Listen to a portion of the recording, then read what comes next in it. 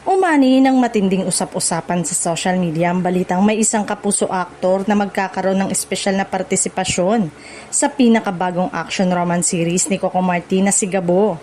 Simula nang ipalabas ang serye nitong June 22, naging usap-usapan na ang posibilidad na paglabas ng isang kilalang artista mula sa GMA Network bilang bahagi ng proyekto.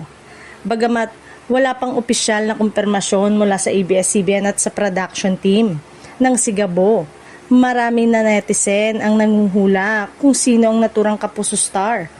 Ang posibilidad ng isang espesyal na guest appearance ay lalo pang nagpataas ng excitement ng mga manonood na sumusubaybay sa serye ni Coco at Julia. Matatanda ang mas naging bukas ang industriya ng telebisyon sa mga collaboration sa pagitan ng mga artista mula sa iba't ibang network sa mga nakaraang taon. Dahil dito, hindi na imposible ang paglahok ng isang kapuso aktor sa isang kapamilya-produce na programa. Lalo na kung makatutulong ito sa kwento at sa pag-abot ng mas maraming manonood. Samantala, patuloy namang pinupuri ang si Gabo dahil sa kombinasyon nito ng aksyon, romance at drama.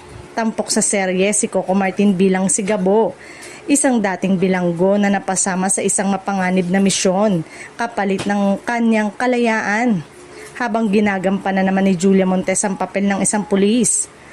Habang wala pang opisyal na bahayag tungkol sa pagkakakilanlan ng naturang kapuso aktor, nananatiling abangan ng mga tagahanga ang mga susunod na episode ng si Gabo.